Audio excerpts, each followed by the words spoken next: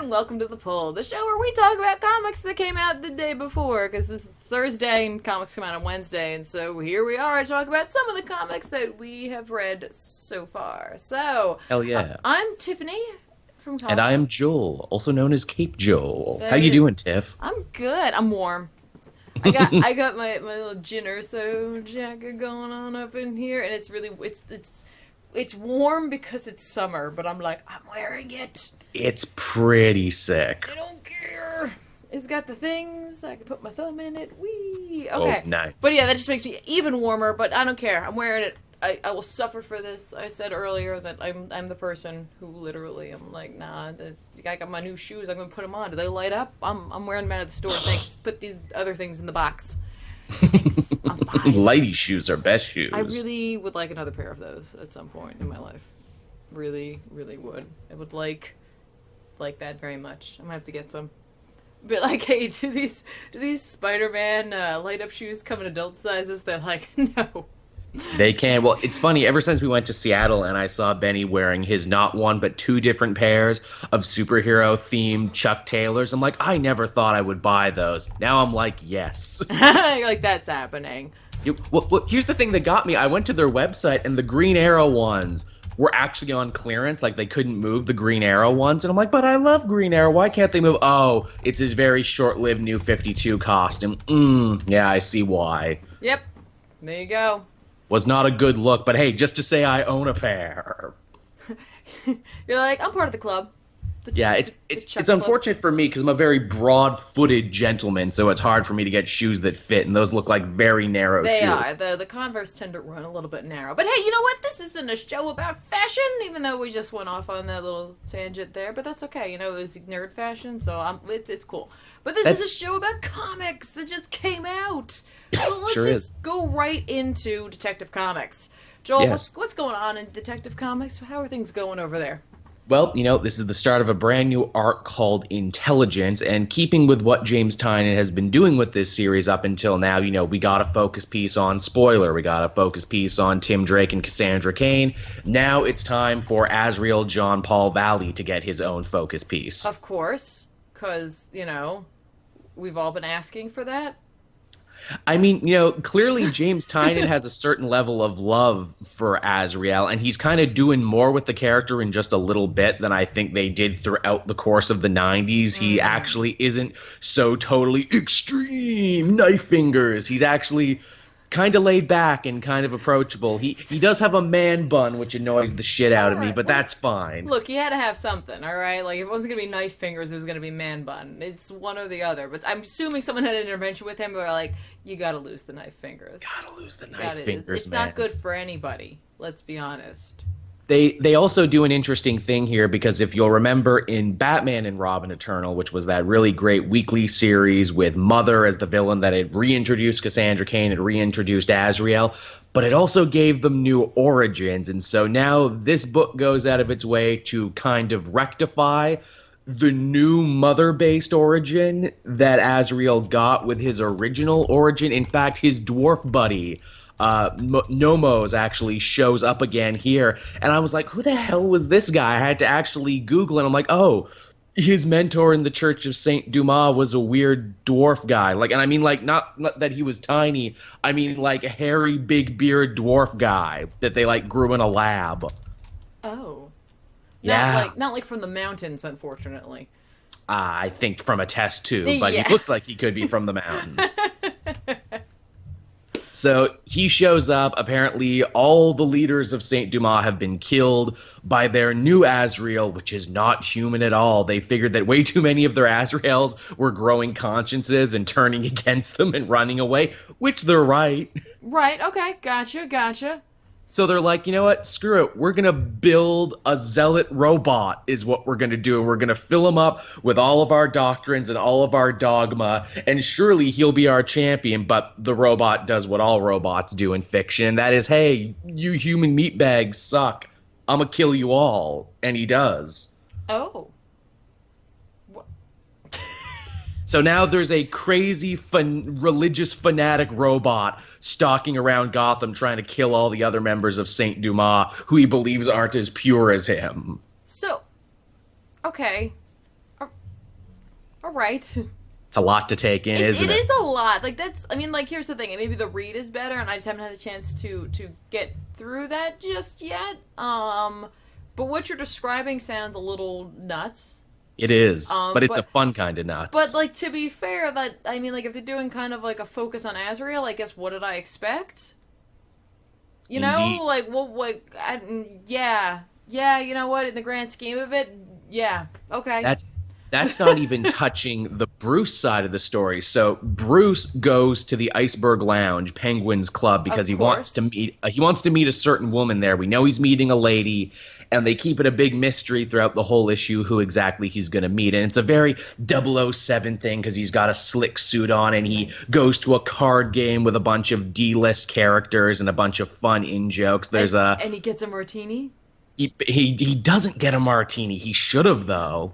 Right. Well, and the table is filled. And the table's filled with a bunch of jokes. Like Mothman is there, and he's doing like really good at the table for once. They have like a Suge Knight stand-in. They have Funky Flashman, who is a real DC character from like the 70s, who they put at the table. Because why not? We can put anyone at the table. Right, all right, so hang on, just real quick. Bruce goes as Bruce, like he's like, I'm Bruce Wayne and I'm gonna go play. He's not like he's not like an alter ego. It's not like Malone or anything. He's just like, nah, I'm Bruce Wayne. I'm gonna go hang out with a bunch of like D-list villains, and hopefully they're all that stupid.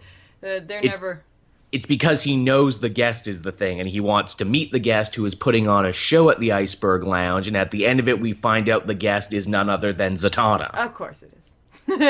Because that's keeping with the previous issue when Batman said, hey, next time we're going to be covering some magic. And Zatanna manages to beat the robot into submission, being like, ha ha ha, magic trumps technology, jerk. That's fair. I'll buy that. Ethan would not agree, but I think so. I always vote for magic. I'm like, nah, magic wins, man, because it's outside the laws of the physical world where we could do it. So, all right, so that's kind of cool. We've got Zatanna in there. Like, I always enjoyed in Justice League the idea of like Zatanna and Bruce working together. Even in the animated series with Batman, like their potential relationship. Like, I like Bruce with his many women. Although that might not be lasting much longer now. What with the Catwoman thing, he might be a one bat, one cat person now. I know. Why? But we'll have to see. We'll see about that, which apparently I think will be answered sooner than we thought with that, in regards to that. But, okay, so Detective, not dealing at all with what's going on in Batman right now? Yeah, I mean, it's just a really good jumping on point. It doesn't really make reference to any of the other stuff. Okay. You can feel safe and clear picking this one up. Right. So really, like, they're trying to not cement any of these into each other's timelines in a way? Yeah, which is kind of nice. Oh, all right, that's cool. So there you go. Like, if you're not feeling what's going on in Batman right now, you can go jump on with Detective and get like, a whole bunch of characters and at least 2 different storylines going on in there for the price of 1. It's a discount. I gotta tell you, I think I have to check that out just because of how kind of nutty the one part sounds and how kind of like... I like Zatanna, so you will love her page reveal because she gets like a full page. She's standing there. She's got the hat and the wand and everything. And I'm like, well, that's your poster print right there. Yeah, it is. I love her outfit. I always loved her outfit. I like her look. I like the whole thing. Like it's super cool. And she's back in the classic OG costume, too. No more of that weird Justice League dark white corset thing she was rocking for a bit. Yeah, I remember that. She's back with the tails and everything, and she's got the whole gimmick. All right. That's awesome. All right. She's also at work, too, so that makes sense as well. These are my work clothes, okay? The other outfit was my lounging around clothes. What? It's really smart for Zatanna too to be like, look, my work clothes and my superhero clothes are one and the same, so I only need to pack one set when I go on the road. She's like, it makes taxes a lot easier. You know how hard it is to claim superhero expenses on your taxes, but work expenses, I can totally get away with that. She's a smart lady, that's Zatanna. Yeah, she's really thinking.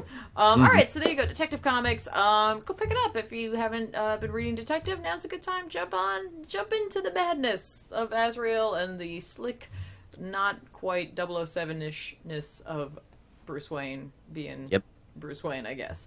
That's a good pitch. I'd put that on the back of the trade. We might want to workshop that one just a little bit, but we got the point.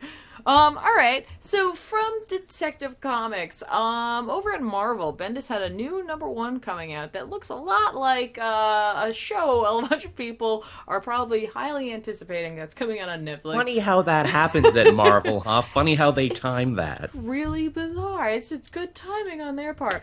Of course, we're talking about Defenders #1, written by Brian Michael Bendis with art by David Marquez. First of all, I just want to put out there Marquez and Justin Ponzer on colors. Man, I could just look at that all day.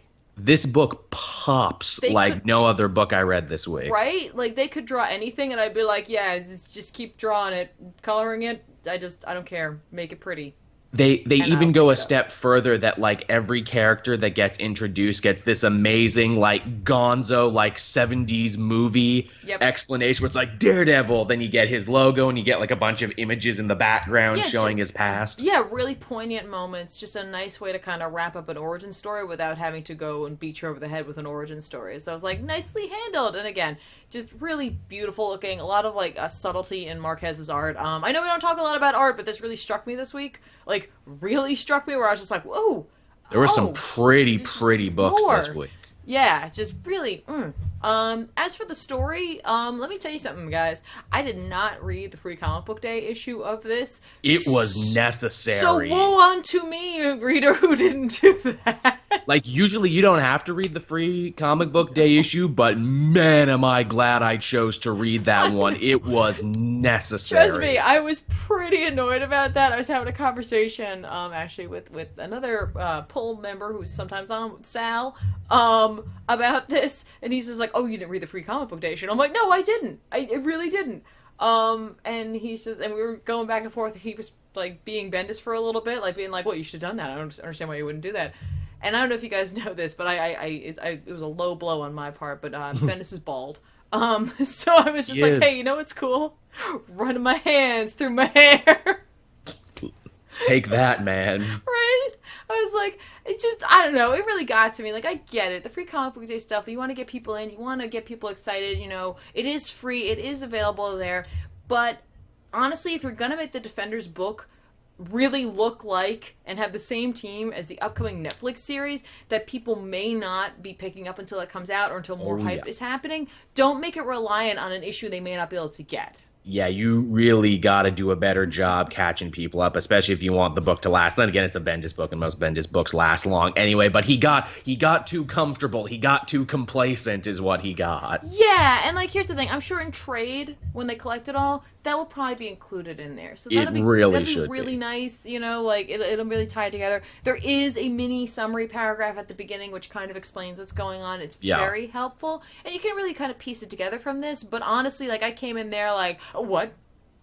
Oh yeah, yeah. I read it and I was still kind of confused because that was so long ago now. Free Comic Book Day. I'm like, yeah, what was those 5 pages? I guess to catch people up who didn't read it. Yeah. The Heroes for Hire, Danny and Luke, their office comes under attack. It gets blown up, in fact. Matt Murdock gets attacked in broad daylight out of the Daredevil costume, which is super fascinating because most people don't even know he is Daredevil at this point. So the fact that someone could know to attack him is amazing. And Jessica Jones gets shot and almost killed by the return of an old Marvel street-level villain. It's Diamondback, everybody. I know, right? Diamondback's back. By the way, that was my favorite part of the summary. I'm like, ooh, God, careful punctuation there, guys. And I'll be honest with you, with the summary, I appreciated it. The book did kind of answer everything, but because the summary was there, I immediately felt like I had missed out. Yeah. Oh, I totally put me in the mindset. I was like, what? Wait, this is #1. Like, how? And then I had forgotten all about the Free Comic Book Day one. But yeah, so this really just picks up with Diamondback wreaking a little bit of havoc, so to speak. It's a classic crime movie blaxploitation. Like, look, I've been away, I've been in jail or dead or wherever Diamondback's been. I'm gonna get my money and I'm gonna take my city back. That's exactly it. And he runs into this like sleazy, like drug dealing business guy who's like hitting on a couple of ladies who are like out of his league. Oh, yeah. And of course Diamondback is like, you know, you're selling this. It's actually laundry detergent, which is funny because it's like this weird, like almost heroic moment where he's like, you're poisoning people, and I'm like, wait, you're a jerk and a murderer. What? It felt very American Gangster, didn't it? It felt very much like, you know, Frank Lucas talking to Cuba Gooding Jr.'s character. It's like, this is blue magic. When you sell my product, you know, you're selling my brand, you're diluting my brand. Right? Like, so, like, he gives it to that guy, and then shortly after that, Luke Cage gets a little bit of an introduction, thanks to two girls on the street who are like, hey, it's Luke Cage, Avenger, blah, blah, blah, like talking about Jessica, just kind of establishing this lived-in world of the Defenders without having to really know that anything beyond potentially the Netflix show or anything at all about these characters coming into this. And immediately there's like a missile launched, which blows up not only the surrounding area, but also all of Luke Cage's groceries that he had purchased. It's rough living around Luke Cage, right, whether it be in the comics or the TV show. If you're too long, it's gonna blow up. You can't do it. You just cannot do it. As it turns out, it's some sort of like, it looks like it might be automatic or not. Who knows? Rocket launchery thing. There's of course little diamonds nearby, and Luke gets a call, and that's an expensive trademark calling card for Diamondback to just drop diamonds everywhere. I assume they're cubic zirconia. They gotta be. Like, it's just like, nah, I can't afford diamonds, but you get the message. They're diamond shaped. They're look, it's a branding thing more than a like legitimate diamond thing. So just get off my back, Diamondback. At least, you know, the rose. At least you can pick up a dozen roses for an okay price. At least, you know, Bullseye can leave like cards with little holes in them and stuff. Yeah, but like, all right, on the flip side, in like the DC universe, like, you know, there's too many animal based things that could turn into a mess. Like, was the penguin's gonna leave live penguins? Like, no. That's not scary. That's adorable. If I came home and found a penguin in my house, I'd be like, oh, penguins! Yeah, like, that's awesome. The penguin was here. All of a sudden, the penguin's like Santa Claus. Pretty much. So we find out that Jess is in the hospital, that she's been shot. Luke is apparently is incredibly upset about this. We do establish that they are still married in this. Yes, which was kind of up in the air. Yeah, we finally like get like actual like, hey, here we go. They are together. All right, there you go. They're married. Get over it. Daredevil shows up. It's like, it's this kind of fun meeting around this whole thing where they kind of come together. Danny shows up. They all kind of swap their stories that have just happened about each of them being attacked, and they start trying to like name who might be after them, and there's like a laundry list of individuals. Is it Hydra? Is it AIM? Is it the Hand? Yeah. Is it that group that wears stupid animal heads on there? I was like, that's awesome. Jess, of course, wakes up, immediately like points out that it's Diamondback, which of course Luke's like, not possible, he's dead, and she's like, yeah, but it is, okay? How many people do you know in your phone right now have come back from the dead at least once? Exactly. My favorite part about Jess, like, in her character, was that she was annoyed that the EMTs took the diamonds. Yeah. It's like, of course you would be. I love that. So it's, you know, it's that point we cut to Black Cat, which I haven't personally been reading many books with Black Cat in it as of late. Is this costume change new? No, she's been rocking that for a bit ever since Dan Slott turned her evil and then turned her into the new Kingpin of New York. In fact, that I knew. Cat... I didn't know she had eyeballs here. Oh, maybe that... See, I didn't catch... I wasn't looking at that. Maybe that is new. Yeah, like, right in this general area, there are these yellow, like, shapes, and they have got, like, a little point in them. And I think they're supposed to be cat eyes. That is really silly looking, in my opinion. Maybe that's a Marquezism. I'm not a fan of what's going on there. It looks like she's going to be starring in Cats, the musical. Isn't it interesting, too, to think that for, like, almost, like, 3 to 4 years now, Black Cat has been the unchallenged Kingpin of the Marvel underworld, and that's just kind of been a thing. And she'll show up every so often, but she hasn't really done much with that role, has she? No, but now, of course, she is going to be challenged, because Diamondback invited her to, you know, show up. He's like, look, my infrastructure's taken off. Like, I'm setting up. I'm going to start in Harlem, but trust me, the East Coast is going to be mine super soon. So I got a great project. I got this, what is it? IMH is what it is, which I'm sure has to be Inhuman Growth Hormone. Right. Because Bendis invented mutant growth hormone, but they're not really using mutants anymore. Look, here's the thing. He's got to get a snappier name than that. Just something that really rolls off. He can come maybe something snake oriented. I don't know. That seems to kind of be his thing, or maybe diamond or gem. I don't know. It's up to him. But he offers her a position, being like, look, if you just fall in line with me, you know, that's gonna be great. And it's not really an offer, but then it kind of is an offer. And like she's clearly stalling, and like she's kind of feeling him out, trying to find out what his game is. And that's of course about the time that Luke Cage shows up and just starts, you know, immediately into them, like being like, I can't believe you're alive, and how could you not tell me?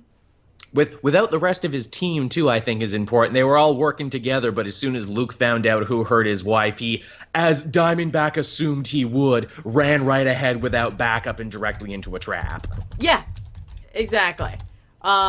Which I think is just a good reason for the Defenders to come together, because like while this is all going on, while Luke inevitably is getting the snot kicked out of him, the others are meeting in a bar where I love that scene where Danny is just hanging out and at the bar, and you got Jess talking to him, and then in the background, like Daredevil's like doing all the work. He's beautiful. He's just fighting dudes. Yeah, it's great. Like, he's just like, no, man, I got this. You have a drink. It's cool.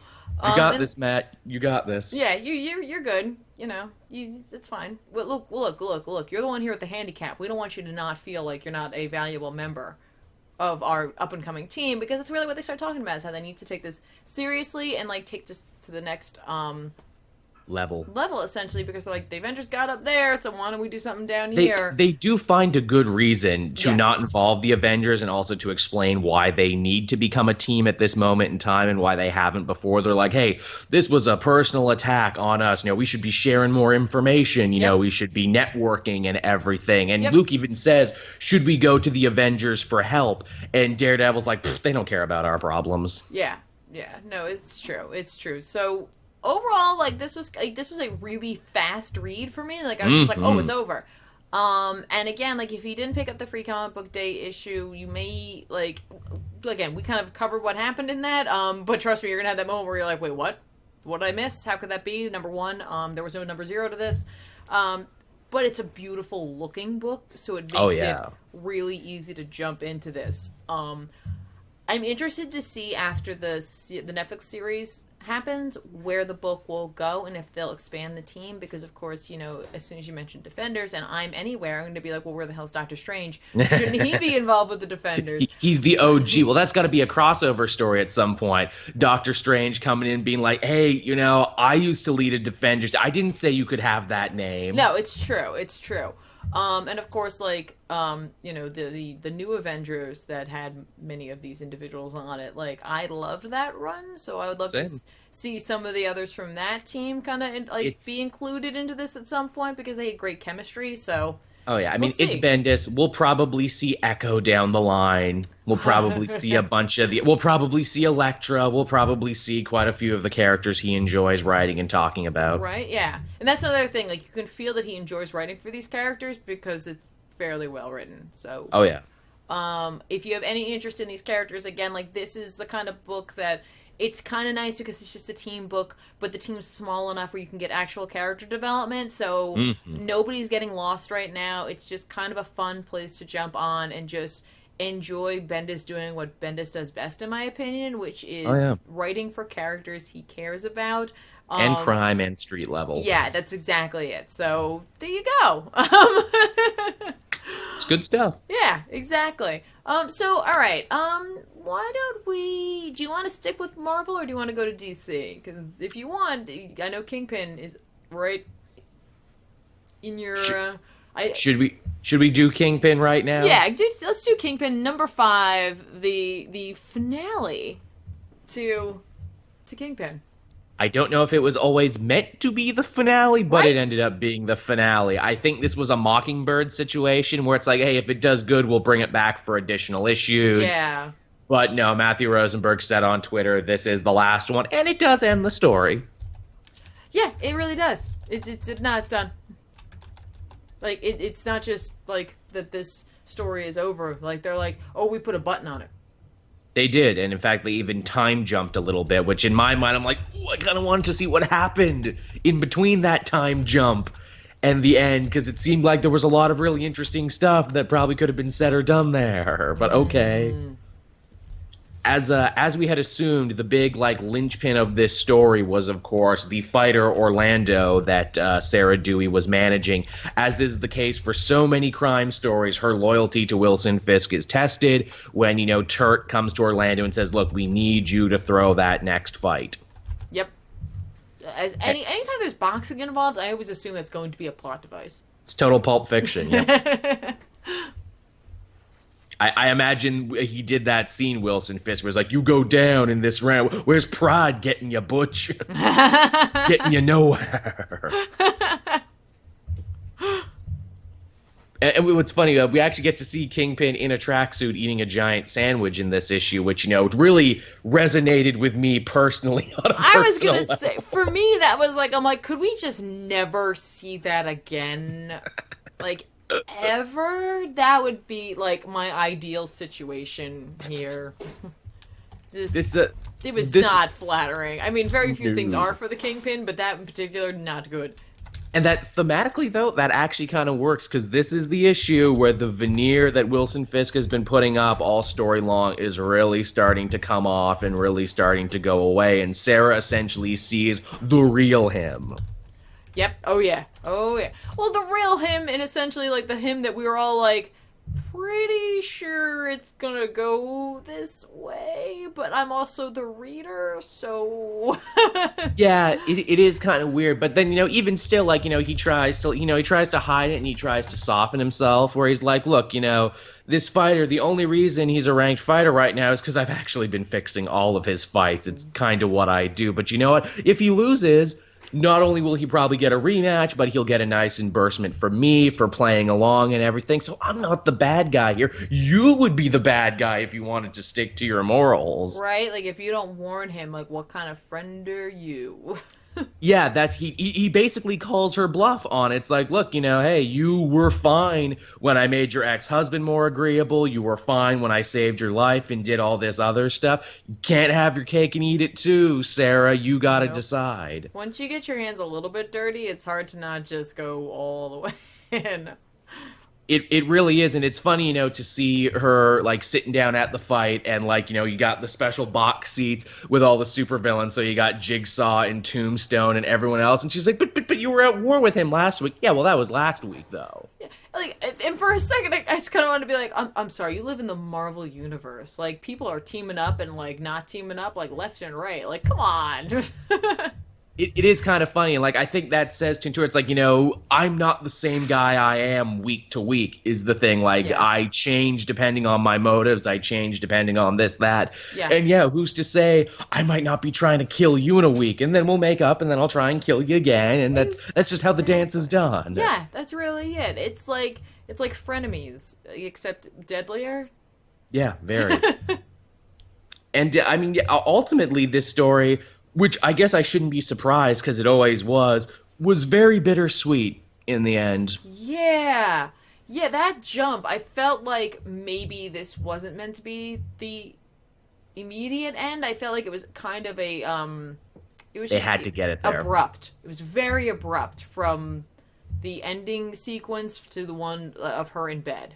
There's a lot of unanswered questions. There's a lot of who will she choose type of moment. She's at that great fork in the road where she'll decide what will define her for the rest of her life. And we don't get to see how that decision is made. We just see the end result of it. Yeah, no, and it's there's a lot of unsaid things, and there can be often something to be said for that. But some of the things are so unsaid that I'm like, I'm guessing now on a lot of things Did the boxer make it? Yeah, is he dead? Is she even an author anymore? She was talking about foreclosure and stuff. Did she become a real estate agent? Has she become Fisk's secretary now? Is she working on stuff for him? What's the deal? Yeah, what's funny though, and I hate to say this, but her life totally is turned around once structure is involved. Once the structure of working for the Kingpin is introduced, apparently she just gets everything together. She cleans up her act. She's got her kids. She looks sober and fine. And yeah, it's very interesting. It is a very interesting message, and I don't know if an entire issue would have helped it, but I feel like a couple of other pages might have helped.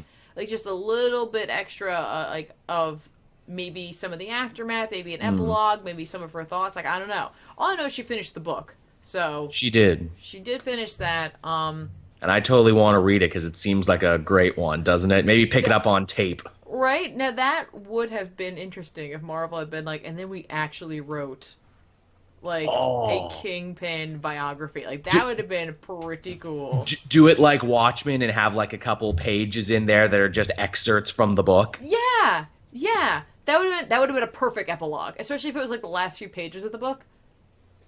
It also, again, I keep comparing this to BoJack Horseman. It would actually be very BoJack Horseman to find out what the author thought of the person, because at the end, does the author hijack the story and make it more about their adventure with them and how they saw them than how they see themselves? Right. All right, before we keep going with our talk about Kingpin number 5, I just want to give a big thank you to Black Mage 8-Bit, who has subscribed for 12 months in a row. Which Heart is Punch. Awesome. We've decided that's going to be our splooge now. Heart Punch. Oh, yeah, we did do that. I forgot about that. Hey, wait, do we want to celebrate Damian Wayne? And his incredible pacemaker, like, powers? Oh, man, let me tell you about that. So people linked me to this after we talked about this. Apparently, Christopher Priest went on, like, a whole big tirade on his blog for all the fans that were pissed at him about Damian doing that. And he basically and refreshingly actually kind of pleaded ignorance, where he's like, look, I didn't know Damian was a good guy now. I thought he was still a little shit. I only read maybe 10 books starring him, and they were all old books. Sorry. I know, right? Where's the editor? I know, right? To hop in on that. It's like, well, actually, he's kind of been softening up in the Titans book, and he's becoming a better leader. And he's like, oh, and I'm sorry I gave Wally a pacemaker, too. He was too powerful now when he came back. I'm sorry I had to introduce, like, some troubles into your heroes' lives. Go read it. It's like a very eye-opening read. It's a little passive-aggressive. It's a little funny. I kind of enjoyed his blog post more than I enjoyed Lazarus Contract. Wow. Okay. But that's another thing, too. Apparently, he didn't even want to call it Lazarus Contract. Apparently, they made him call it Lazarus Contract. That's all right. There's a lot going on there, but let's not get too off topic, because trust me, I don't even know. That's a whole episode. It's a whole other thing. So, Kingpin number 5. It wraps up the story. I mean, like, look, it does finish it off. The ride was a good ride. Again, like, I feel like it just ended a little abruptly, but I still think it's worth a read if you haven't picked it up at all. I'm sure it'll be collected in trade in the coming months. What do you think? Yeah, I mean, I would definitely agree. It's probably one of the most pleasant surprises for me in comics this year. I mean, like, a Kingpin solo book could easily have gone either way, and this starred no heroes but had an original character who's really great, and I think it was a great showing of what Matthew Rosenberg can do as a writer. He's officially, like, one of my guys to watch now moving forward. Yeah, this I mean, it's still very much a contender for, like, my top 10 comics of the year. I mean, it's definitely on there. It's, like, probably, like, top 5 still right now, which is really good for a book like this. But yeah, I agree with everything you're saying too. I just wanted a little more. Yeah, just a little bit. Again, it hits the brakes real, like ooh, okay. And it's like, I don't know if this is one of those situations, because I know Mockingbird got extra issues, and I know, like, other books have gotten extra issues even after they were canceled. Is this one of those things where, like, we could, like, campaign using our power as the pull and the weekly pull and everything else? Could we actually get another one? Could we maybe get another? I guess it comes down to what Matthew Rosenberg is thinking. Hey, you know what? We've never gotten a guest on this show, have we? I know we've all talked to Matthew Rosenberg a lot on Twitter. We should try and get him one of these days and pick his brain. Just have him talk about comics with us. It'll be weird for him. He won't be able to talk about DC, because he'll be like, I can't talk about Marvel. I can't do it. Yeah. I will say, like, the only thing I wish is that there were a couple of extra pages. I don't think I would want more necessarily, because I like when they do a complete story like this. Like, here's the story. There you go. It's just a fun, like, insight into Kingpin. Like, that's fine with me. Again, just maybe a few extra pages in this would have been enough. So, I mean, if Rosen wants to go and do another story like this with another character who maybe we haven't seen much of an examination on, I say go for it. I think that's the way to go. Definitely. I imagine he'd probably write a killer Norman Osborn book. Right? Here's the thing. If Jason Aaron had his way, he'd have him writing an Orb book. Yeah, I'm sure you would. But there's so much about the orb we don't know. Exactly, and Rosen could really bring those to light. So there you go, guys. If you haven't been reading the Kingpin, well, it's over. You missed it, but that's okay. You can always go back and pick up either the individual issues at your local comic book store, of course, on Comixology, or wait for the trade. The trade will come out soon enough. You pick it up, Please check do. it out. You can learn all about how creepy and crawly and kind of dirty it is to feel like you kind of like the Kingpin, and then realize I shouldn't have done that. Pretty much, yeah. This is the moral of the story, basically. Yeah, you got it. It really is. All right, so we spent a little time over in the Marvel corner of the comic universe. So let's swing back over and talk about Action Comics this week, furthering the revenge story with the Superman Revenge Squad. That name you love and have always loved. You know what it is? I like the story, I don't like the name. I will say this issue, not a lot happens. No. Like, so one big thing happens, but like it felt more like it was just like, all right, like we needed to do XYZ in this issue and we've accomplished that and now we're moving on. It's a dust 'em up, it's a slobber knocker. There's not a lot of like, story movement. It's more spectacle. No, again we come in, Superman's still in the Black Vault, essentially seeing all the crazy zombies of those that he loved, knew, didn't really know, because I swear there's definitely some Kryptonians in there that he probably didn't know super well. But they're all angry at him about how it's all his fault. Of course, the vault ends up being destroyed, and Waller finds Superman laying there. And anytime Waller shows up, I'm totally happy, especially because I'm not reading main Suicide Squad right now because I thought it was kind of boring. Right.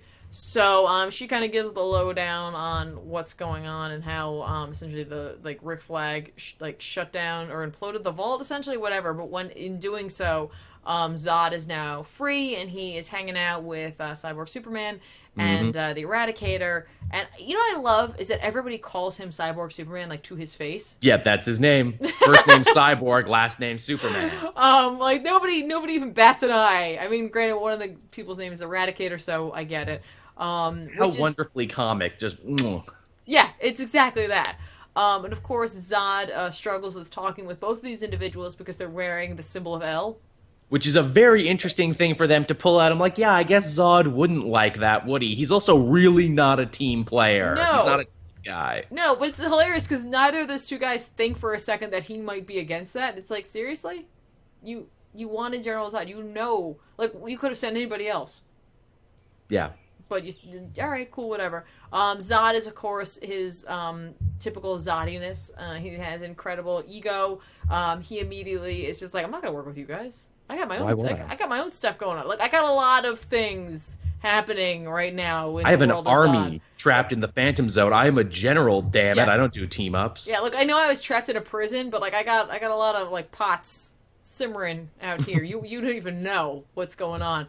And they're like, yeah, but don't you want to like help us kill Superman? Like, wouldn't that be kind of fun? And then like, I'll help you get back in the Phantom Zone. He's like, you got the ability to do that? And he's like, well. No, but... Not yet, but if you help us, we will. And what's funny is Zod's like, fine. Like, eventually he's just like, fine. Whatever. Like, I will follow you, but I'm doing it because I want to, right, not because you told me to. Right, but he's also like, but you're all gonna listen to me. And like, Cyborg Superman's like, Already, we're at that point in every great villainous team-up where we're already starting to see dissension in the ranks. Right, like, it's just, immediately Cyborg Superman, for me, it's kind of like, he's like, yeah, sure, I'll say that now. Sure, whatever. The question becomes, who's going to betray who first? Oh, Mongol.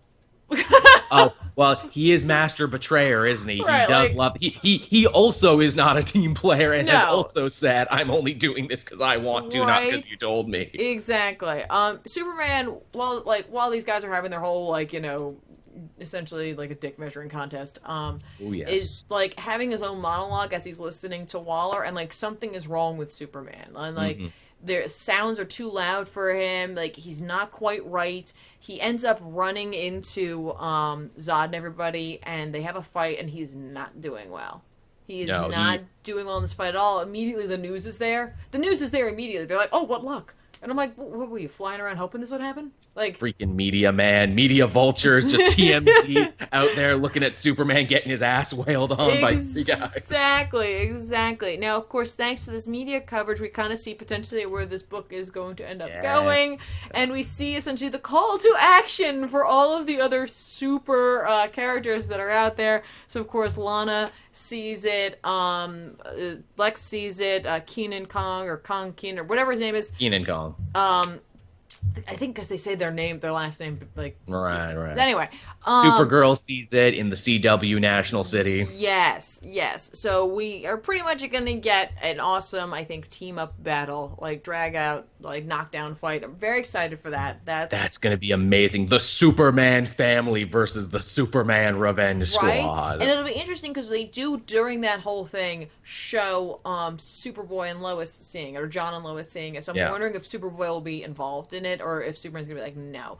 Superboy is going to be Superman's striker. He's going to pick him up and he's going to throw him really hard, fastball special style at Zod. Exactly. It's perfect. And for those speaking of Zod, too, that was another interesting thing when the Eradicator brought up, ooh, I hate that Superman. He corrupted the Kryptonian bloodline. Zod has kind of like an eyebrow-raising moment where he's like, Kryptonian bloodline? Did he have a kid? Yeah, right? Like, he's like... Which, I mean, like, come on, you can't hate his kid. You can't... You don't even know him. What does it matter? You weren't, like, interested in having children, Zod. You were interested in taking over planets. Well, that's why I think he's fascinated about it. I think this is another Emperor join me on the dark side thing where it's like, look, your dad would never join me in building a new Krypton, but you. They can't do that here because they're doing that in... I know they are. Stop. Just tell the story we all want to tell, which is a bunch of superhero characters coming together and fighting a bunch of super bad guy characters and just... And also, Zod has had kids in other continuities. I wonder, is he, like, interested in John? Did he lose a kid? Did he lose Lil Zod Jr.? And is this, like, a button for him? That would be sad. It would be. It would sympathize the fuck out of him, wouldn't it? Right? A little bit. Humanize him. Before we go on to the big kind of last page reveal of this, I do want to know, I'm fairly certain that Lois still has both of her legs in this. Yes. So it's difficult to tell. They are specifically showing her wearing pants. It's very difficult to tell. But they're not making any mention of that kind of thing. However, they are still moving from Hamilton, so I don't know. It could just be a clever way to wait and see what happens in Superman before revealing whether or not she has the leg or not, or what they did with it. So, I don't know. And also, to answer another question that I saw, we get, like, one decent shot of Zod's butt, and it's nowhere near as great as it was on the cover. Very little ass play. No, that last Action Comics with his butt was actually, like, that was it. That's what we all wanted. And, you know, the Zod butt-loving community. And I like when it comes to these two stories, we're on butt watch, but we're also on leg watch. Yeah, exactly. That's the lower half of... the body that we're very apparently interested in right now. We'll see what happens.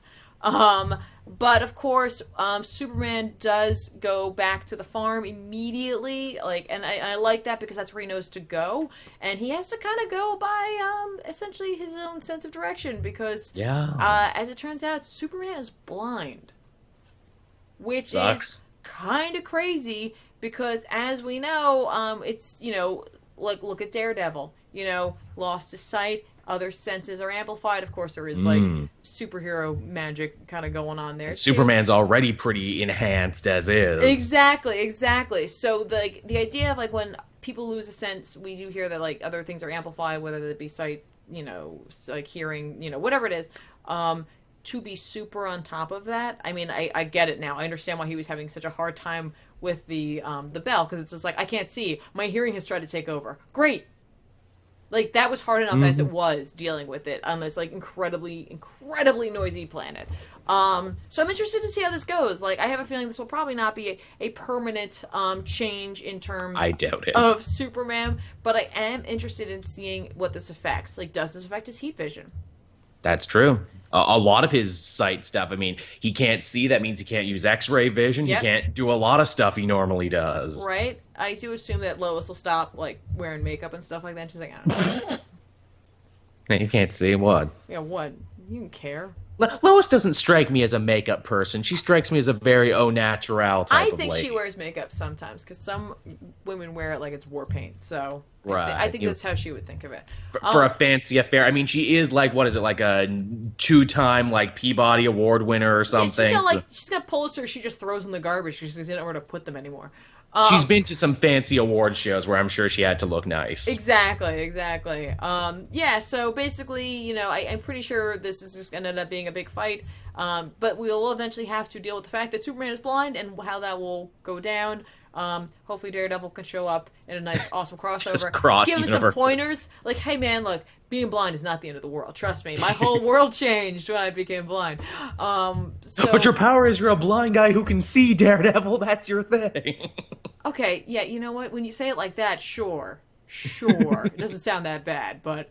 You know what, Superman? This is why we don't cross universes anymore. I'm not helping you anymore. Exactly. So if you haven't been reading Action Comics, like, part of me feels like you might be able to pick this up now. Cause it spells it out pretty good. Yeah, it really does. So, like, you could just pick this up. I mean, the biggest thing is knowing that he has gone blind. So... The chat is very quick to say, does he still have Crypto the super dog? He can just make him his super seeing eye dog. There you go. Hey, look, those dogs have to go through a lot of training. Is Crypto worthy? I mean, he's pretty smart. He's a Kryptonian dog, so I'm sure he'll pick it up right away. That's true. My understanding, though, honestly, like, with those dogs, like, if they don't stop...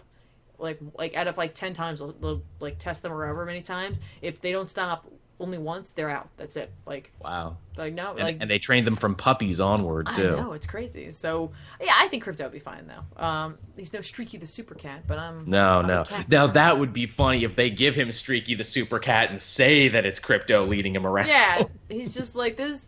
Crypto doesn't even want to do a whole lot. He just lays in the sun all day. They just get Beppo. Anyway. Beppo the super, yes, the super helper monkey. Yes, please. Right? There you go. All right, so from our super fun enjoyment of Action Comics, let's head over and talk about one of the 2 larger books that came out this week. Back over in Marvel, Secret Empire #4. Joel, I haven't had a chance to finish reading this, so I'm going to rely on you to really cover this book. And let me know what's happening in Secret Empire #4. I don't know why I introduced it like that, but I did. That's fine. You're putting some more showmanship into the show. Right. So, here's the thing. I thought I had a pretty good handle on what Secret Empire was. I thought I had a pretty good handle on where it was going. Okay. This issue completely blew away all my expectations and took me by surprise in probably one of the most pleasant ways in a long time, because essentially what they do is they put the war between Hydra Cap and the Avengers Rebels on hold, and they have basically an Avengers reunion special brought together by Pymtron, the evil half Hank Pym, half Ultron monstrosity that Duggan created. Oh, all right. So here's the thing. Pymtron had returned to Earth in, I think it was either a Captain Marvel or a Guardians of... Or no, it was an Ultimates, tie-in. That wasn't really a tie-in because it started before. Right. He came back to Earth, he set up in the Arctic, and he built essentially an Ultron city. And no one could stop him because the heroes were fighting Hydra, and Hydra was fighting the heroes, so he was basically allowed to go unchecked. Okay, hang on, I just want to stop you right there, which I normally don't do. So you're telling me all the heroes and Hydra knew that was going on and didn't go you know what? We got to put this fight on hold for a second? Because that's kind of a big deal. He had a secret weapon. His ace in the hole was he had a piece of the cosmic cube, which everybody wants. So no one wanted to risk a fight with him because they all want to get it. And that's the crux of this issue. Okay. Both the Hydra Avengers and the Resistance Avengers try to invade the city at the exact same time and end up running into each other. I know, right? What scheduling? Tell me about it. Fancy meeting you here. They literally have that with Scott Lang, Ant-Man, and Black Ant, because both teams are like, okay, shrink down really small and go scope out the city. And they're crawling through the ductwork, and they both bump into each other, and Scott Lang's like, oh no, it's the Ant-Man nobody likes. That's literally what he says, and he's like, screw you, I'm Eric O'Grady's LMD, and I have a cult following, so suck it. Okay. That's hilarious. Clearly, Nick Spencer picked these teams really well because they kind of reflect each other. You have Odinson fighting Hercules, and Hercules is like, Odinson, you're a traitor. How could you sell us out to work for Cap? And Thor says something quite interesting. He says, what I did for love, and I did for Asgard, which makes me think Cap is holding Jane hostage. Oh. Because he took her hammer, remember, which means she's probably dying of cancer. And it's probably a work for me, Thor, or I will let her die. Oh, okay. Okay. Pretty dark, huh? Quicksilver, as we find out, is only there because he wants to save his sister Wanda, who has been possessed by one of Madame Hydra's demons. Uh-huh. And I'm like, man, you two spend so much of your life just running all after each other, don't you? With that, when you said he's only there, I was like, so he doesn't get fined. Yeah, I know, right? He's a freaking thing. And Ultron's like, you know what? Stop this. Ultron steps on in. He's like, you stop all of this. I am so sick of seeing Avengers fight each other. We're going to have a nice family dinner. So he ties them down to chairs in a place he's made to look like the old Avengers mansion. Well, that's not creepy. Like, no, it's not even a little. That's not Wanda Maximoff making up children, having dead what's her face, like sitting in a chair. Was it Harker?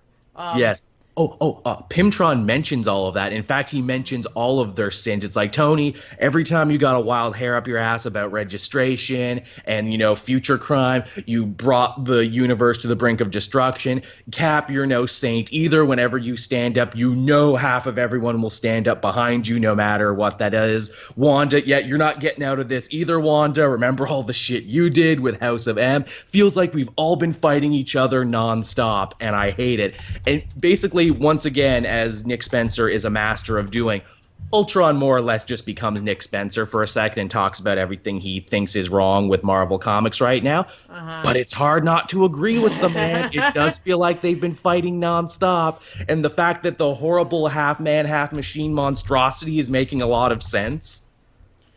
Yeah, well, okay. I mean, that's... Yeah. Yeah, all right. And then Hollow Tony, keeping with the dysfunctional family theme, he's been drinking and says, well, you know what, Hank? You know what I think was the downfall of the Marvel Universe? You know what I really think we all got dysfunctional? It's when you hit your wife. Yeah, he goes there, and Pimtron freaks out and starts wrecking everything. And even the other Avengers are like, wow, you went there. What? Yeah, I think it's when you hit your wife, Hank, and that's when things got so awkward between all of us. That's the moment. Which you could argue continuity, maybe not, but maybe editorially, that's the moment where Avengers heroes changed, and it's an interesting theory. It's actually Scott Lang, Ant-Man, who talks Pimtron down, saying, no one else might like you, Hank, but here's the thing: you were my mentor, you were my guy. And, people always bring up this one horrible thing you did. I did horrible things too, but you forgave me. And I always ask myself, what would my daughter do in this situation? Maybe you should ask, what would Janet do in this situation? And that actually calms him down. And then he gives Scott Lang his piece of the Cosmic Cube and lets them leave. So the good guys get a victory because Ant-Man was able to appeal to crazy Pimtron. All right. It's a beautiful moment. So so Pimtron has Cap. Yes. So you can just take care of all of this.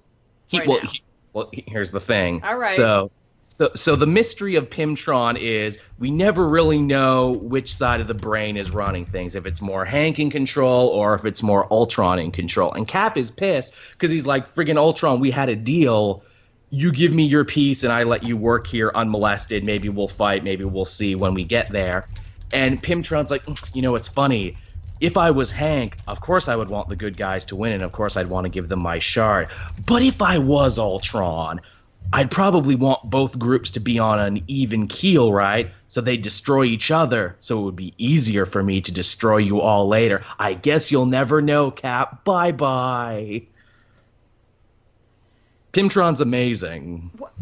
So, is that it? Is Pimtron gone then? Is that it? We're not going to deal with him anymore? No one can challenge Pimtron right now because they're too busy fighting each other.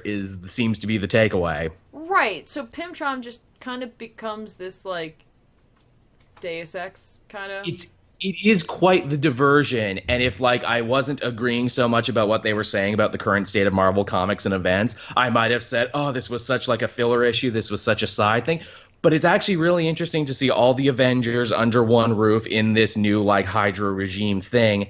And then they even take it a couple steps further because then Namor shows up and it's like, look, you know what? I surrender my piece of the cosmic cube to you, Cap. Please don't attack my people anymore.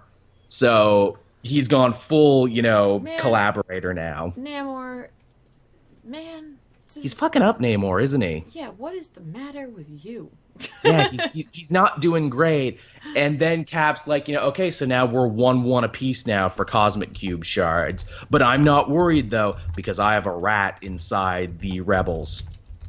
And then they have a big group shot of all the Resistance Avengers, and you're like, oh, it could literally be any one of these because they all actually have a pretty good reason for betraying them. Oh. Because Scott has a family he might want to protect. Quicksilver wants his sister. Mockingbird was a S.H.I.E.L.D. agent, which means she could have been brainwashed this whole time and we wouldn't know. Hollow Tony, which I'm going to put my money on Hollow Tony, actually, because if they can hack Vision, why can't they hack Iron Man? And that would be a really unexpected twist if it was him. Right. All right. The only two I don't expect or suspect is Sam and Hercules, mainly because Hercules is too dumb to be a rat, and also Sam has been far enough away. That is not kind. Okay, dumb's not the right word. He's too like childlike. He's too boisterous and whatever. I don't think he could carry on a lie, is what I'm saying. He's almost too pure in a way. Right. All right. So there you go. Oh, and so what's Black Widow and her motley crew up to? Are they there, or are they? She's torturing people in front of the kids, and the kids are like, "This isn't cool."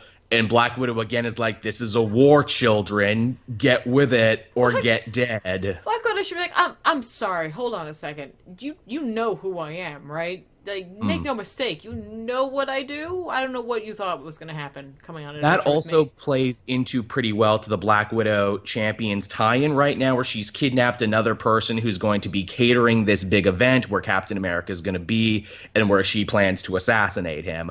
Only Cap has sent the Punisher after her now, and now it's a cat and mouse chase between the Punisher and her. All right.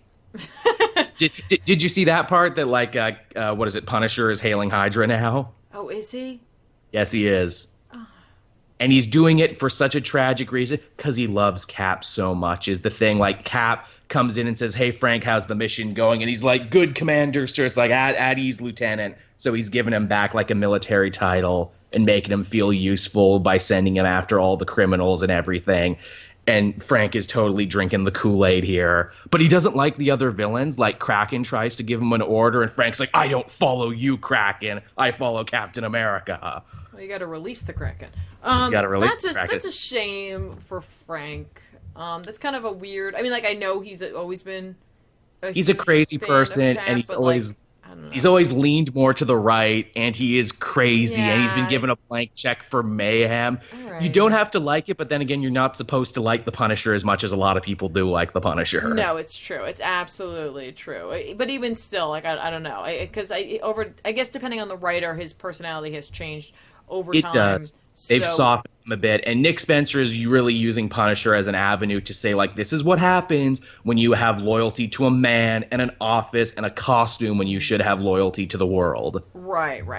All right, so there you go, guys. Secret Empire number 4. There's a lot going on in this book. Oh, yeah. There has been a lot going on in this book this entire time. So, if you haven't been reading it, it's kind of a rough book to just jump into. It is one of those where you do kind of have to get some of the back issues on it to be caught up with it. Or, of course, you could trade wait for it. But we'll see what happens with this. Like, honestly, like, it'll be interesting to see if this has any long-standing effects on the Marvel Universe, or it has some short-term effects, and then we all just go, meh. Yeah, I guess we'll see. I mean, like we said, we already know issue 6 is going to be late and a little longer and cost a little more. Yeah. Well, and I try to figure out the math on the cost, and I was like, it's almost makes it, but not really. Like, it's like 8 pages for like $1. Yeah, and originally it was what you said, it was like 40 pages or something like that, and it was going to be $4. So I was like, it's almost there. So, all right, so there you go. That's Marvel's kind of big thing right now. Obviously, the big push, Secret Empire, all kinds of tie-ins going on. You can read them, you cannot. I am not reading them, except for the ones that are only in the books that I am currently reading from Marvel, but I'm not going out of my way to get those tie-ins, just to see how I do without them. Some of them have been really good, and some of them have actually been quite necessary. Like, I think for once when they say, no, you're going to want to read these, I think they're being truthful, because we see Black Widow working her angle. We see probably more quests for these cosmic cube shards. I imagine we're not going to assemble all of them in the main book. Right. That's true. Yeah. So for those of us who are not reading the tie-ins, we're just going to be like, wait, what? Don't worry, I'll tell you all about them. We had Secret Empire United come out this week, and that's about like a border skirmish between the Hydra regime and the X-Men. All right. And there's, of course, like a bunch of X-Men teams out there right now, so, yeah, and that's not even counting the X-Men Blue tie-in that's actually coming. They're going to really write out these tie-ins. Look, I get it. Spencer's got a lot of story to tell, and there's only so much you can do in a main book, and there's only so much he can expect people to hang on for an event, essentially, for, like, a main title in the event, so I get it. I'm not always the biggest fan of the tie-in and having to rely heavily on the tie-in, but we'll see how it all turns out, and we'll see how this is all collected when all is said and done. Definitely. Yeah, I really would. You could, like, already, you could probably do an omnibus out of all the stuff that's just come out now. Right? Exactly. All right, so let's move on to our next book. We had another kind of big thing coming out from DC, written by Scott Snyder and James Tynion IV, with art by not only Jim Lee, but Andy Kubert and John Romita Jr. Lots of different pencil work going on there, lots of different styles. Not all of them quite what I wanted, I'll be honest. They didn't quite mesh, but, like, there was some ones that were much better than others. Yeah, I'm just going to put it on Front Street, guys. John Romita Jr., I think he is losing the touch. It just didn't work for me. I don't know if that has to do with the inks that he was paired with, or if it's just he's getting on in years. He's not super old, but, like... They looked a little blocky. They looked a little, Yeah, and he's always had a very, very distinct style, and sometimes it works and sometimes it doesn't, but more lately I've noticed I haven't been a huge fan of his work, especially when we saw Superman's face. I was like, what is happening? You know what I think the problem was with it? No one punched anyone for the whole story. Like, Romita Jr. does really good at, like, beefy dudes knocking the crap out of each other. That's where he lives. That's his house. Yeah. Now, that said, Jim Lee, just beautiful. Beautiful work. Kubert stuff, always a pleasure to look at, but it was just nice to see Jim Lee just doing what Jim Lee does. Like, he's a really incredible artist. It's Makes... What? No, I was going to say, go ahead. Oh, I was just going to say, Lee makes his lines look effortless. Like, there's just something effortless about it that makes you just like, oh, man, people can draw art, and, like, everybody can, but it's never going to be Jim Lee. it's quite fitting that they actually have 3 artists on this book, because whether you knew it or not, Dark Days the Forge, the upcoming Metal, it's all to essentially launch a new imprint, which is like the Metal imprint. They're going to be bringing back a couple old DC titles, they're going to be doing some originals, and the idea behind Metal is that it's going to be very artist driven. So Jim Lee's got a book, and a bunch of other people have some books in there who are like big name artists, and they look pretty. Yeah, no, it's true. And again, look, say what you will about Romita. Not everyone likes it. I've seen some good stuff with him. I think it really comes down to artist styles change over time. And again, an inker makes all the difference in the world for the artist. Inkers and artists don't always mesh the way they should. We've seen plenty of people who do fantastic pencils be destroyed by an inker. And the inker could be good elsewhere, but just doesn't work for there. But anyway, let's get into this story, because my understanding is, at least in an interview Snyder did, that this is some sort of dark multiverse that he is crafting here. Maybe not. No, that's what he said, apparently. So far, everyone's wearing the costumes they're doing now. Everything seems to line up. He makes reference to his own work from the New 52, so it's like, at what point did shit diverge? Right, but that's what the man says. I don't know. We'll see how it goes. But of course, we know it's a Snyder book because Duke shows up. Yes, Duke, who they make a big point of saying that he doesn't actually have a superhero name yet, which offended many people in my comment section with like, no, his name is Lark. And I'm like, I will point you to a tweet by Snyder himself saying he doesn't officially have a name yet, and he will at the end of this story. Yeah, like this is going to be the story that names him, among doing other things, but they will do that. This story, much like many amazing stories, starts in the past, where we essentially kind of get the backstory for Hawkman. Who I guess is technically dead, so I guess that might mean why it's in another universe, but the whole point of Hawkman is that he dies and is reborn constantly. Yeah, he and Shira are constantly like, you know, they die and they're born again. It's funny because he's like, my name is Carter Hall, which I'm just like, and her name's Shira, and you guys, you've been together forever? And you were Carter Hall. You changed your name, let's be honest. Yeah, come on, Prince Khufu. We know what the real deal is. Yeah, exactly. Don't be writing that down. Be for real. And we just get like some like interesting journal pages about him like finding the ship and the nth metal and all that stuff. And it's seemingly going to all be tying into this at some point. But we are immediately brought to the Bermuda Triangle because who doesn't go to the Bermuda Triangle? Only fun stuff happens there. Exactly. Where, like, what looks like a lava beast shows up, but no, it's Batman in his lava suit, essentially. And he's there to save scientists because Wayne has a super secret lab in the Bermuda Triangle. Like, Black site off the books. Exactly. But, you know, it's on an island and there's water, which means, of course, Aquaman is very well aware of things that are going on. The two of them kind of, you know, have a moment where they're just like, Aquaman's like, dude, really? You just gonna, it's the ocean. That's like my thing. And like, Batman's all like, dude, I know what's in Atlantis. And they're like, okay, well. Aquaman looking very Momoa-tastic with his beard and hair. Right? Yeah, but all blonde all the way there. So they take each other, leave of one another. Batman immediately wants to start up, I guess Black Site was at 14 or 15. He's got a bunch of them because the other one fell. He's like, hey, Fox, we got to get the next one going. We got stuff to do. It's important work I'm doing. Yeah, we don't know what it is just yet, but something with signals and vibrations. Exactly, and they've got good vibrations, of course. But then meanwhile, over in Mogo, the home of the Lantern Corps, you know, they have it's essentially like a, hey, I need you to do something, but I don't want to tell you everything about it, between Hal Jordan and what's his name? Oh, Gambit. Thank you. And he's... classic Guardians being Guardians. Look, Hal, we got a special mission you're going on. It's going to be really dangerous, and you're not allowed to tell anybody. Yeah, and that's pretty much it. But it's like, it's for me, that's very like tropey and cliche, but I'm kind of okay with it because it's just like, yeah, you got to go do the thing, and of course, Hal, like, making us turn the page, does the whole thing of like, that can't be the right place, really.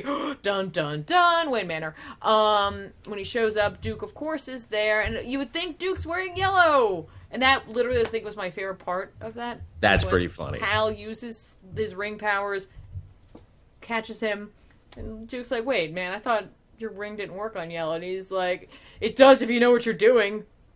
Damn it. And then Duke's like, what? And then they like have like kind of a buddy cop thing for the rest of the issue where it's like, well, if you're going to be poking around Wayne Manor, I might as well chaperone you. That's exactly it. Like, immediately Hal finds there's like this hidden wall, essentially, and Batman has a secret cave within his secret cave. And a secret tunnel. Because, yeah, exactly, through the mountain. Because, of course, Batman's Batman, so, yeah, he's got secret caves within secret caves within secret caves, all right? Like, we don't question these things. He's Batman. He's Batman, all right? That's what happens.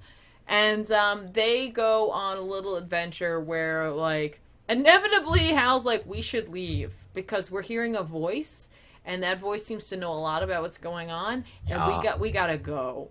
We gotta not be here. Like, let's go get, like, I don't know what's going on yet. I feel like we should bring the Justice League in. And Duke's like, nah, it's cool, man. It's Batman. And in classic horror movie like tropishness, there Green Lantern's like, oh man, my ring doesn't get a signal down here. That's exactly it. He's just like, this never happened before. It starts like burning him, and he's like, this never happened to me before. Which she's like, trust me, ladies, this never happened to me before. I'm sure Hal says that a lot. Duke, I swear this has never happened before. I swear. The ring always does what I need to do. It's fine.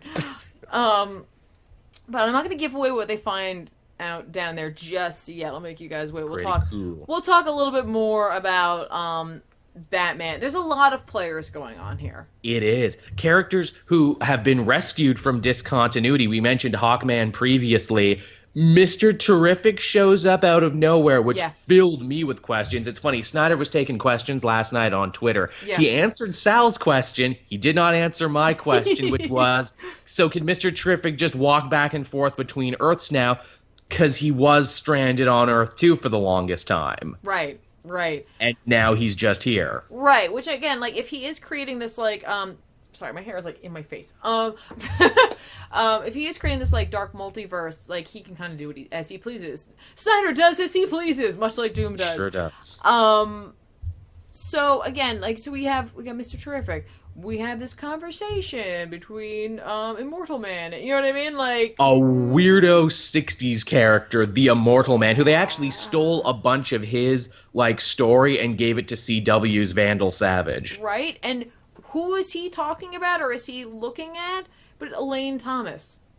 Yes. Like Duke's mom. Right? Like, and of course, look, it's Snyder's story. He kind of created that whole thing, so of course he's going to go back to that. But it's just like, I thought we were done. No, okay, cool. You know why else that scene is in the comic too? Because Immortal Man is going to be one of the Dark Metal universe like original series when that comes out. Right, and I have no doubt. But I have a feeling that if he's saying that Duke's going to get his name, and then they're bringing up something with Elaine Thomas, I wonder if somehow this is going to coalesce in some way, shape, or form. Is Duke going to join the Immortal Man? No, I don't think that, but I maybe he'll finally, like, you know, if he hasn't already destroyed his demons, maybe he'll get the chance.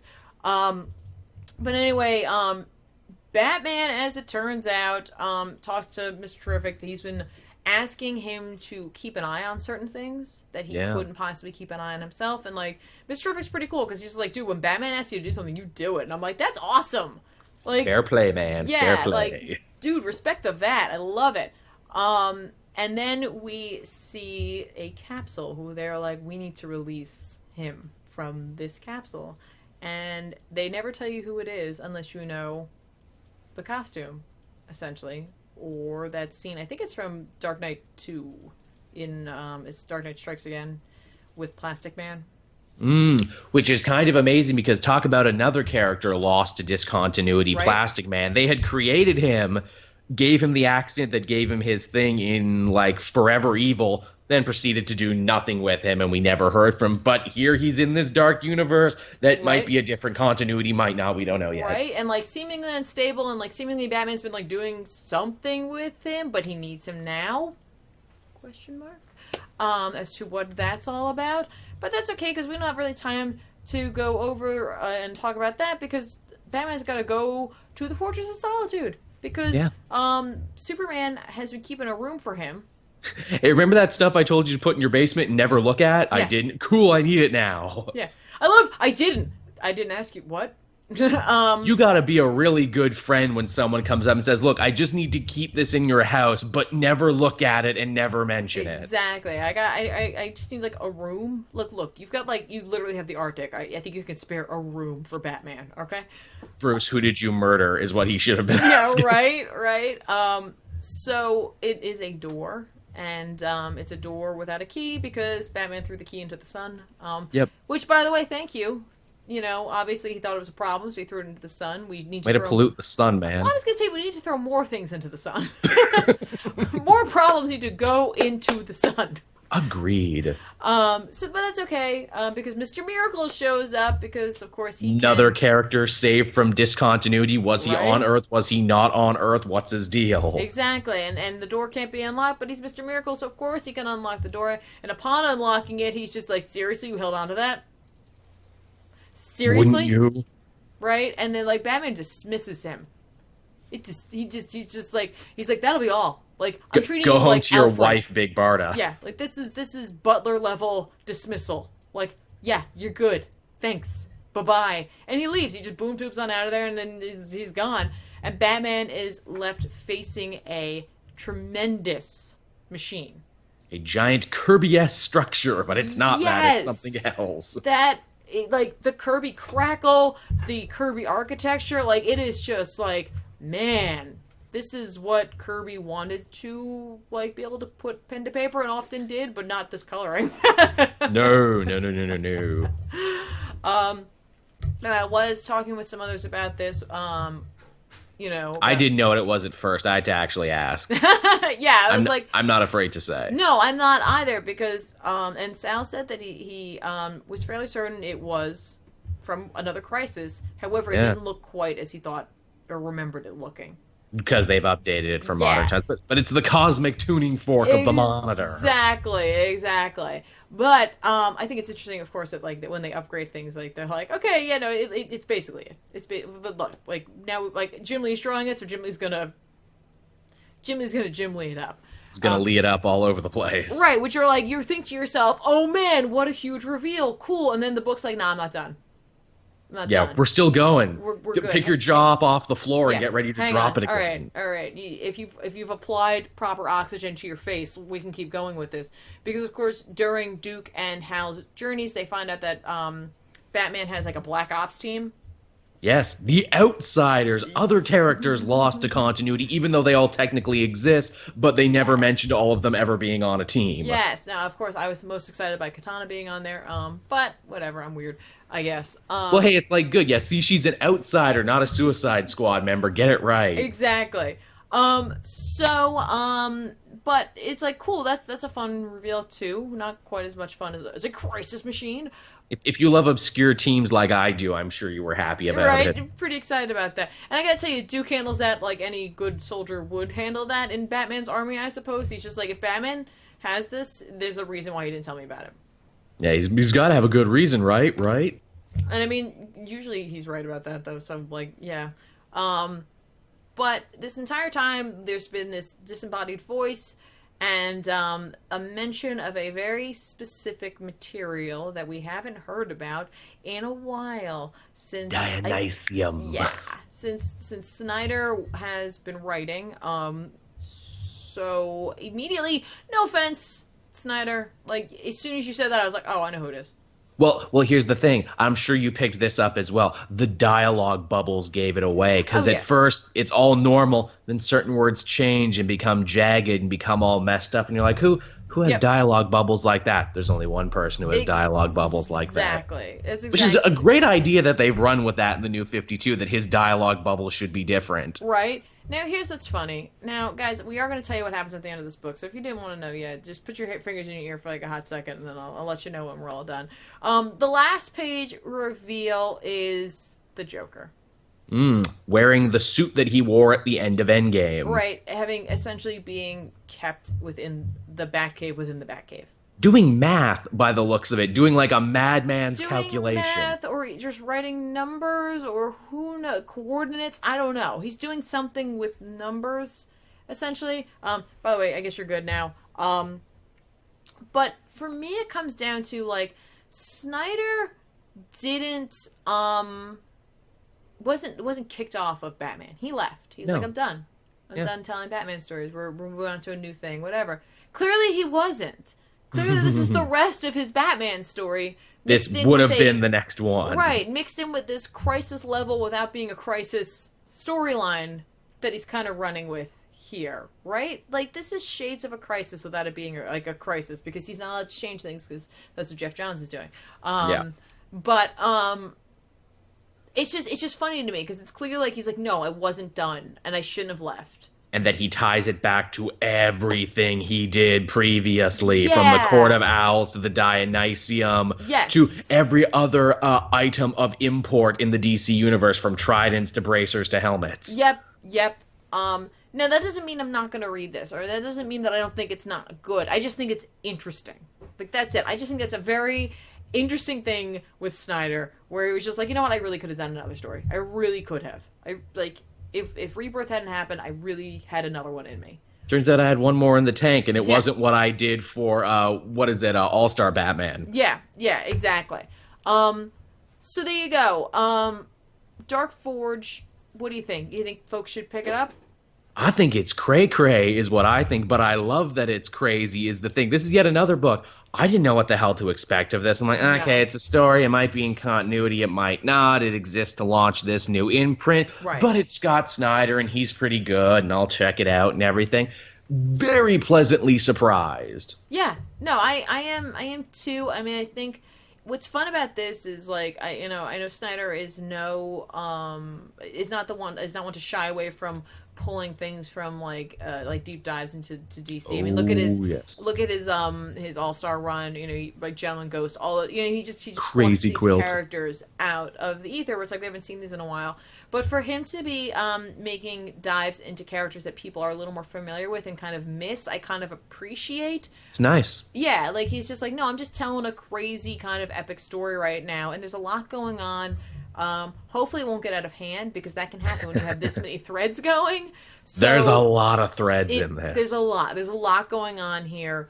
Now, if it is in fact like a dark multiverse, that could really work in his favor, because then he doesn't have to worry about continuity. You can do whatever you want. No one can get mad at you. And that can often help to have a writer strengthen a story, because they're not worrying about like, okay, wait, what did you do with this character? Because I'm using that character right now, and like that's not gonna sync up. So like somebody's got to change here. Wouldn't it be hilarious, because it's going to launch this whole new imprint where there were no like traditional superheroes in it? Wouldn't it be funny if at the end of this, Snyder's like, and then I killed everyone on the Justice League, and that's why these new heroes have to come about? Right? Exactly. It's funny because there were elements to this initially where it seemed till the machine reveal page, where I was just like, it's almost like you're writing something for Rebirth. We're talking about energy and the beginnings of things, and like like Hawkman and Hawkgirl being reborn over and over again, and they don't understand why. And I was like, "Are you? Whoa, nope, never mind. We're not doing that." Was this the headspace you were in back when you first thought of this? Right. So I would like to keep going with this, definitely, and I'm sure we all will. If nothing else, this issue has an amazing statue of some dark future bat statue with human beings lashed to it. A future that Snyder has kind of alluded to every time he was made to like do a jump forward in the future in his Batman book. Right? So it'll be interesting to see. It's almost like they're creating the Snyderverse. A little bit. It's like the Ultimate Universe, but with Scott Snyder. Just for Scott Snyder. DC. You get where I'm going with this. So there you go, guys. Like, I say pick it up. Like, it's kind of crazy. It's interesting, just if nothing else, because of the fact that it's for me it feels like it's like unlike what the other stuff's going on in DC right now. You know what I mean? It's cool. It's real cool. And if it ends up just being an Elseworld, then hey, we're getting good Elseworld stories again between this and that Nightwing one that's coming down the pipeline. Agreed. Absolutely. I definitely agree with you on that one.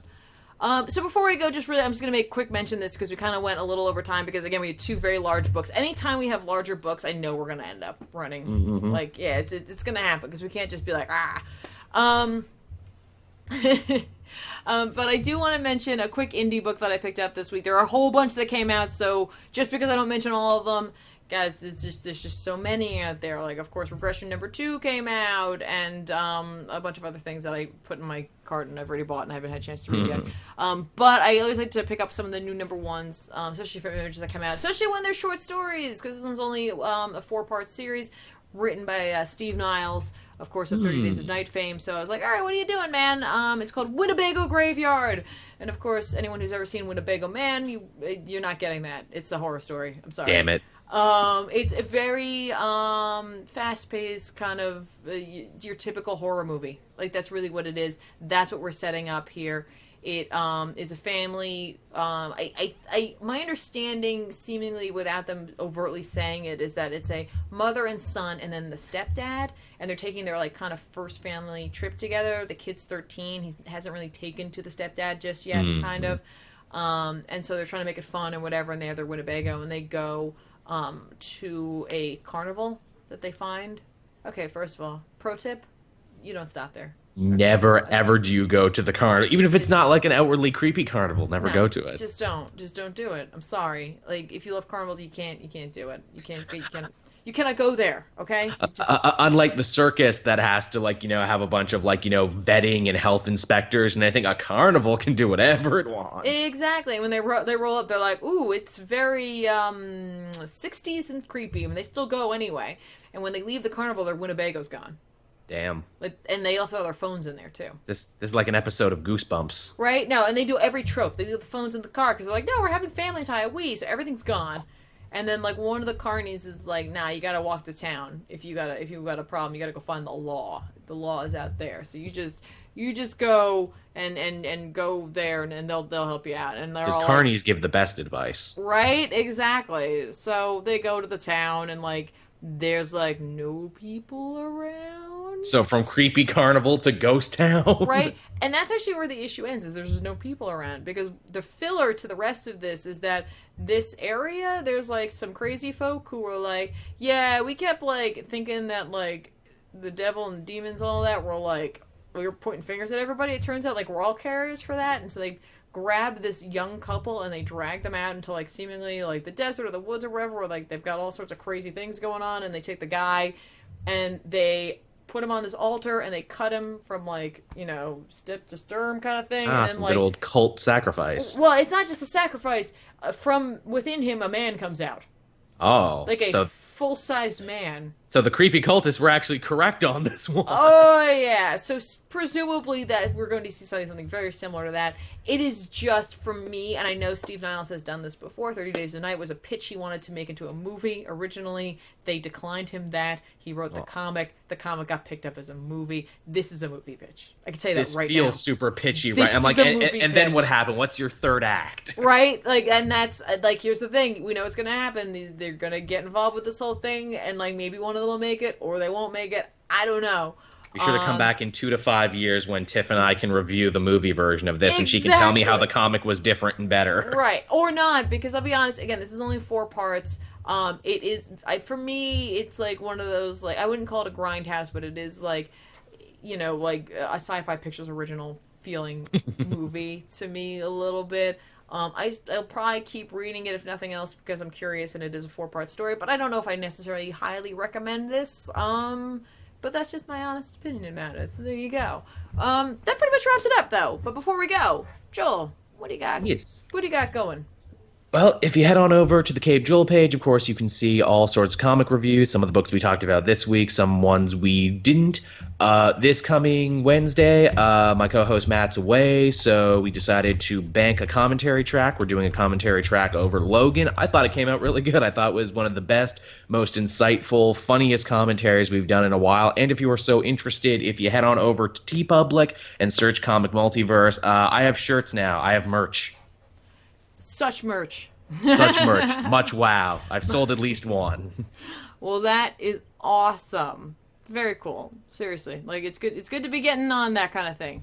Over on Comic Pop, if you missed us talking about Batman and Catwoman number 24, you could check that out. Comic Section was interesting on that one. Also, a few days ago, Sal put a video out about casting a Justice Society of America in the DCEU. What if they did that? What would it be like? Who would he cast? He gave you his list. And then, of course, Back Issues has dropped, and it's Iron Man Doom Quest. We had a good time. If anyone in the live chat noticed a lot of people talking about Iron Man's butt, it's because I'm very interested in it in this book. And you'll have to watch to find out why. There's actually quite a bit of interesting conversations about those areas of characters. But you can check that out. And, of course, the Elseworlds Exchange will be dropping later this evening. You guys talked about... Refresh my memory. Joel. Oh, what did we talk about? Or what was the question? On Sorry, Elseworlds Exchange. Oh, on Elseworlds Exchange. Yes, yeah. We've been doing really great on that one. We've been talking about is DC Rebirth an event, and this one we talked about what's next for Marvel, like after Secret Empire. Yes. Where does it go? And I think Sal and I had some interesting ideas, and a lot of this was actually spurred on by what happened in Secret Empire this week with what Pym was talking about, kind of, like reflecting a lot of what actual fans were feeling at the time. That's very cool. It sounded like you guys had a really good in-depth conversation, so you guys can check that out. I think there's also a letters page coming out on Friday, but I don't want to guarantee that, but I'm pretty sure there probably is. And of course, don't forget to come back every Tuesday where you'll be able to find the weekly poll, the show where everybody talks about pop culture stuff and comic book news and all those kinds of things that are happening in the comic book going world. And then every Thursday we do the poll. Now, I will give you guys a heads up. There's a chance the poll will be moving from the Twitch channel over to the YouTube channel that is associated with the poll and the weekly poll archive, essentially. So check it out. That's not bad. It's not bad. It's not bad at all. But I just want to give you guys a heads up. We're not going to do it without telling everybody. We won't just suddenly do it. So I just want to start letting people know about that. You'll be made aware. We might do maybe a dual stream one day. I'm not really certain how we'll do that. Just to check it out. YouTube streaming's a thing now. It's getting more popular. And a lot of fans seem to like the Super Chat thing because you get a direct line to us right away and we can't ignore you. Yeah, exactly. So, and always, hey, you know what? Actually, if you want to know what's going on, don't forget to follow the weekly poll on Twitter and also join the Discord. I'm sure our mods will put a link for that in the chat. You can check out the Discord. You can find out what's going on, when the shows are happening, where they're happening, all that stuff. Everybody is... You don't hate change, everybody. It'll be cool. Everybody, we'll all hold hands. We'll cross the street together. It'll be just fine. We'll have snacks when we get there. It'll be fun. Snacks. And don't forget, you can always find the poll over on the Weekly Poll Archive channel. You can find it on iTunes, on Google Play, and on SoundCloud. It's all there. It's right. That's it. That's what we're doing there. So there you go. That's it. We've talked about comics. It's over. We have to go now. We must leave. We got stuff. We do? The sun is getting low in the sky. It is. It's gone. So, again, thanks guys so much for hanging out with us, and we'll see you guys next time. Bye!